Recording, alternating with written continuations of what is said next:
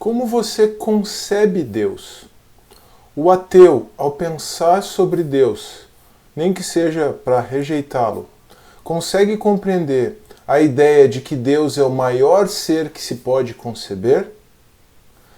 Pensar em Deus como o maior ser que se pode conceber pode ser considerado uma prova da sua existência? Essas questões, essas perguntas, estão relacionadas ao argumento ontológico, ou introduzem o argumento ontológico.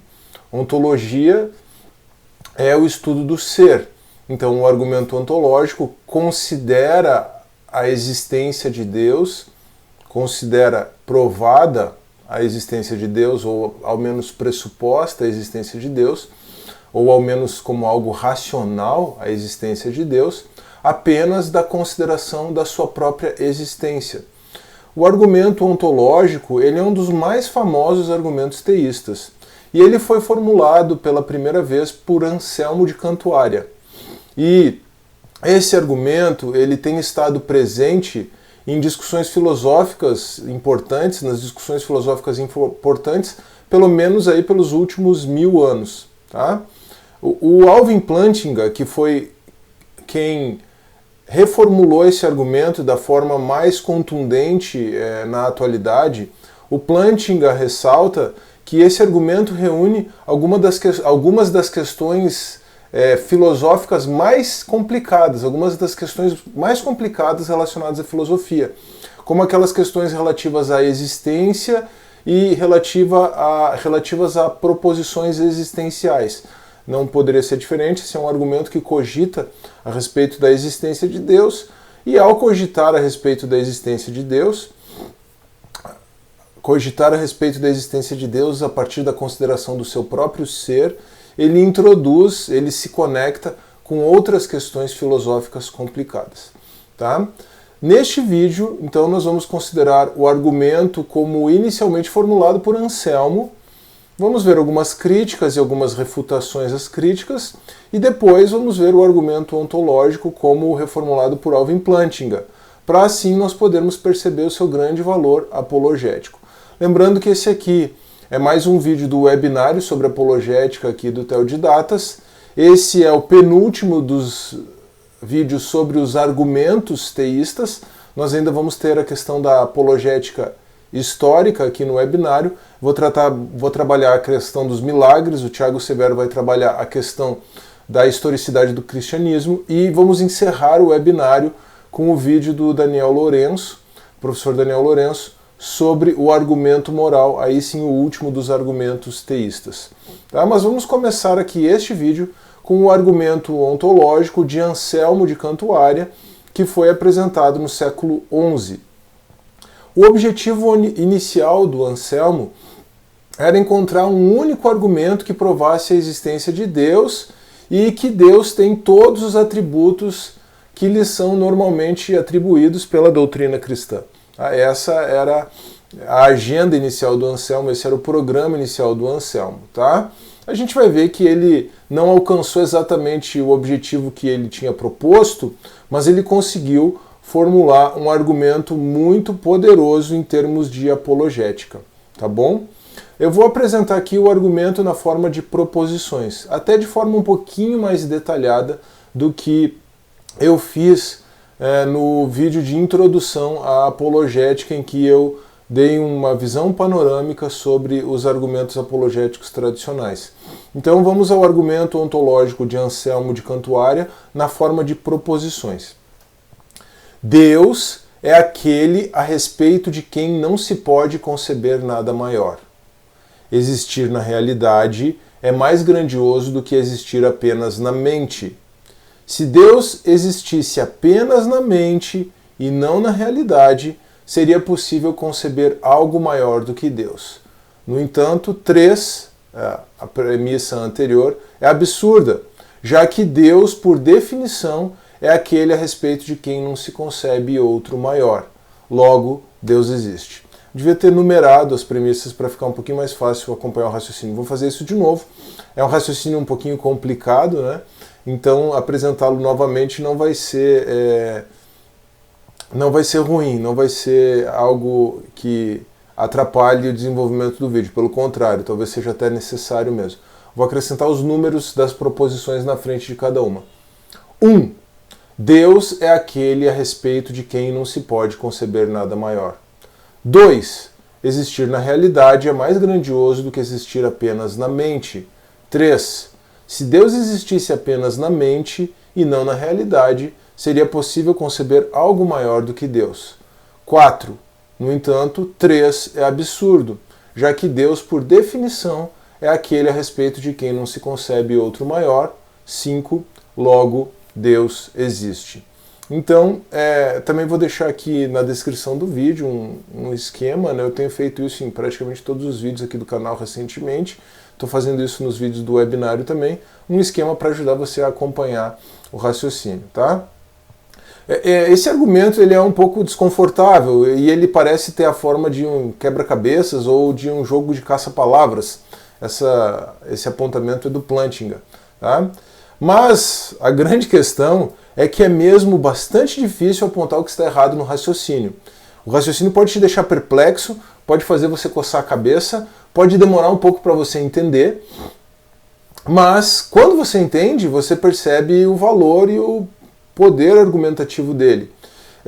De fato, é muito difícil apontar o que está errado no raciocínio, se é que tem alguma coisa errada, tá?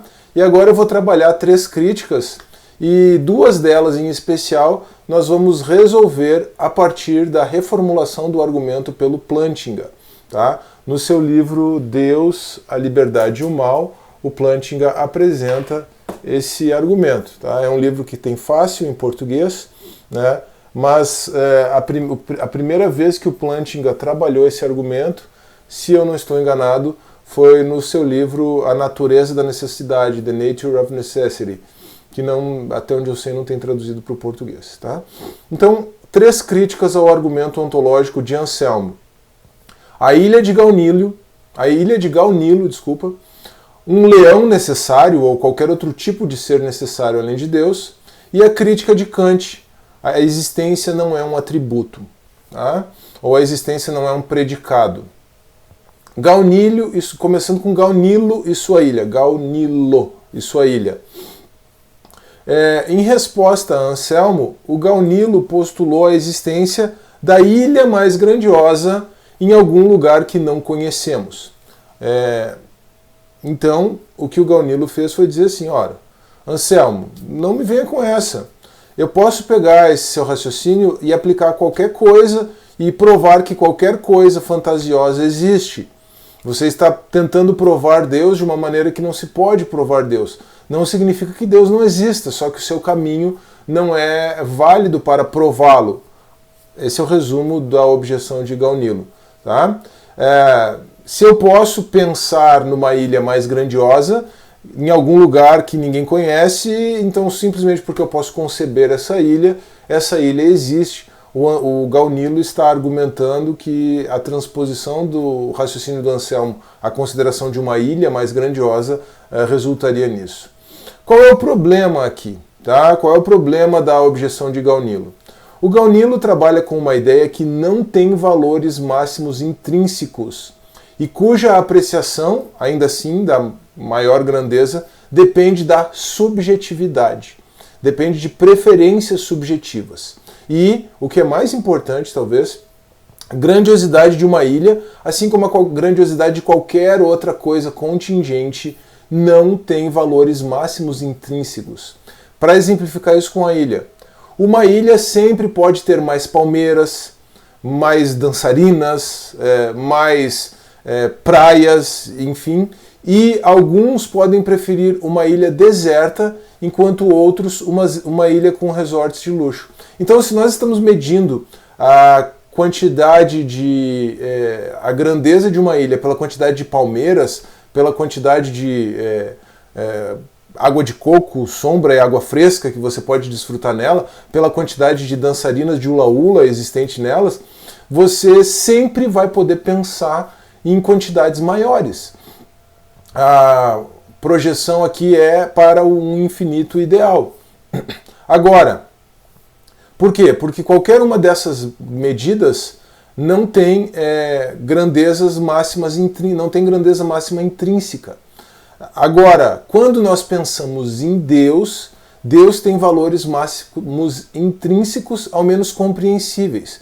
Você não vai conseguir, obviamente, projetar a grandeza de Deus de forma completa, mas você consegue compreender os valores máximos intrínsecos da grandeza de Deus. Um exemplo bem claro disso, onisciência. Tá? A forma mais adequada de apresentar a onisciência contemporaneamente é afirmar que Deus conhece todas as proposições verdadeiras. Então, nós podemos compreender, embora nós jamais vamos ter esse conhecimento, nós podemos compreender o que é conhecer todas as proposições verdadeiras.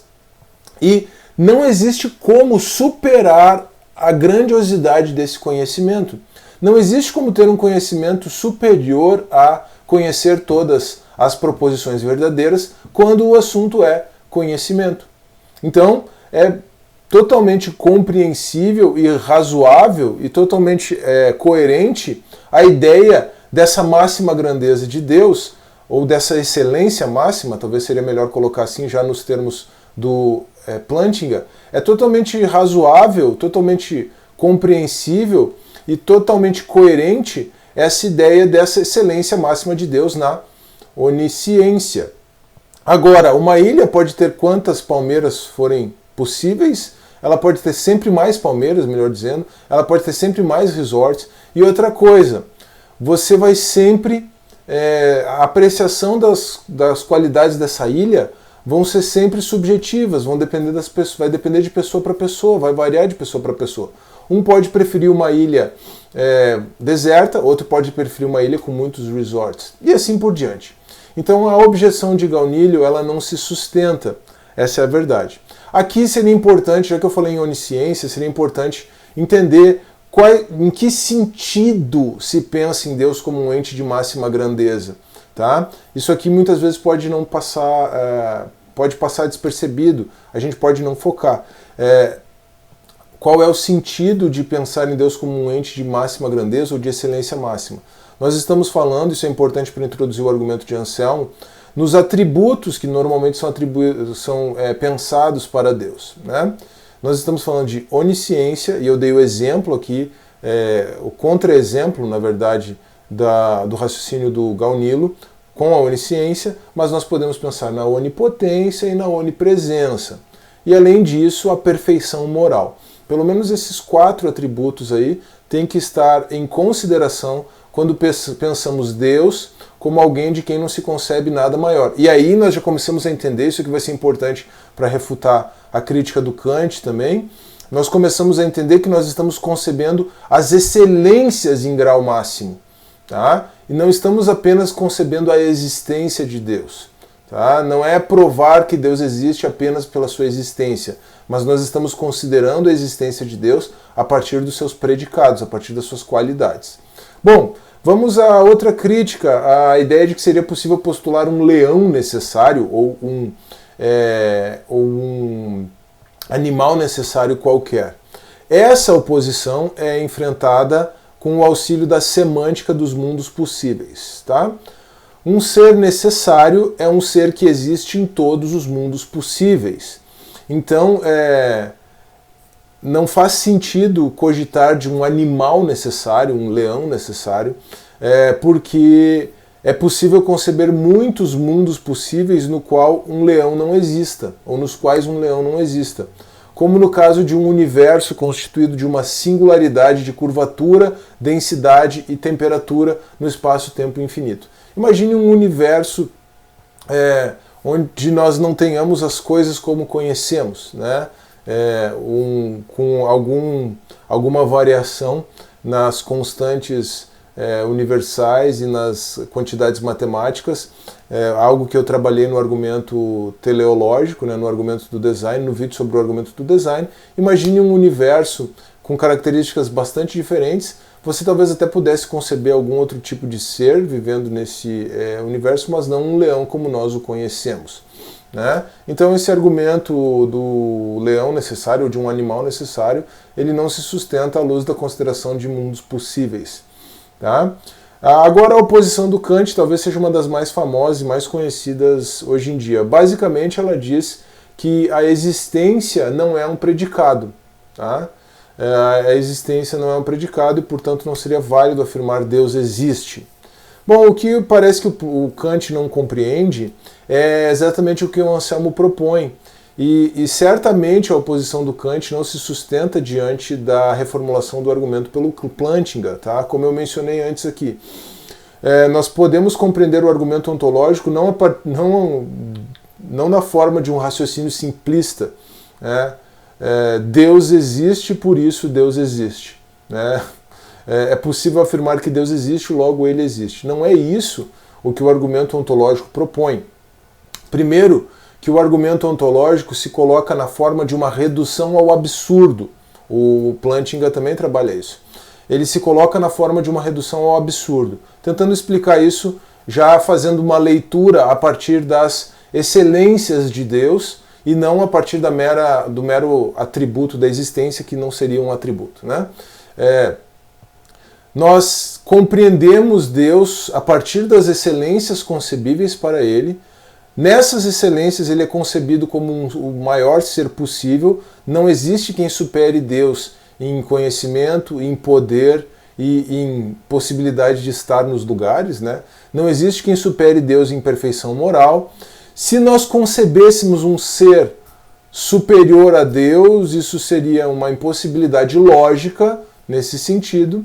E então, por isso, Deus existe, ou pelo menos Deus deve existir. Essa é uma boa prova racional da existência de Deus, no sentido de um argumento, não de uma prova matemática, né, de uma prova científica, mas no sentido de um argumento. Tá? Então, me parece que a objeção do Kant, ela tropeça nesse sentido. Ela reduz, ela limita o argumento do próprio Anselmo a algo que ele em si não é. Tá? Mas vamos trabalhar aqui agora a reformulação do argumento pelo Plantinga e, como eu mencionei no começo do vídeo, segundo o mesmo Plantinga, tá, o argumento ontológico pode ter sofrido objeções desde o início, mas nenhum filósofo conseguiu demonstrar com exatidão onde estaria o problema desse argumento. Tá? E aí o próprio Plantinga apresenta uma versão do argumento usando lógica modal e semântica dos mundos possíveis, pensando em Deus como um ser de grandiosidade máxima. Tá? E aí a gente precisa explicar o que seriam grandiosidade máxima e excelência máxima. Tá? O Plantinga trabalha com esses dois conceitos. A grandiosidade máxima significa a excelência máxima em todos os mundos possíveis. Então veja só, a grandiosidade máxima seria a excelência máxima em todos os mundos possíveis. Tá bom? E a excelência máxima, por sua vez, seria a presença de propriedades como onipotência, onisciência e perfeição moral naquele mundo possível que você está considerando. Tá? Agora, um parênteses. Aqui seria bom explicar a semântica dos mundos possíveis, mas infelizmente eu não vou ter tempo para isso neste vídeo aqui ou no webinário, porque a gente está tratando de tantas outras coisas, né? Não haveria tempo. A agenda do dia já ficou bem apertada com os assuntos que nós estamos trabalhando, então eu vou ficar devendo uma explicação sobre semântica dos mundos possíveis, mas com o pouco que eu já mencionei aqui, um ser necessário como um ser que existe em todos os mundos possíveis. Depois vamos falar um pouquinho das leis da lógica nos mundos possíveis aqui.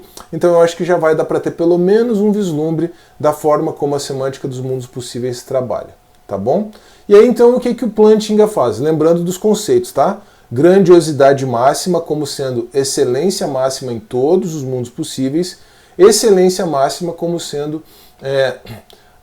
a existência de atributos como onipotência, onisciência e perfeição moral no mundo possível que está sendo considerado. Tá? Em um mundo possível. Né?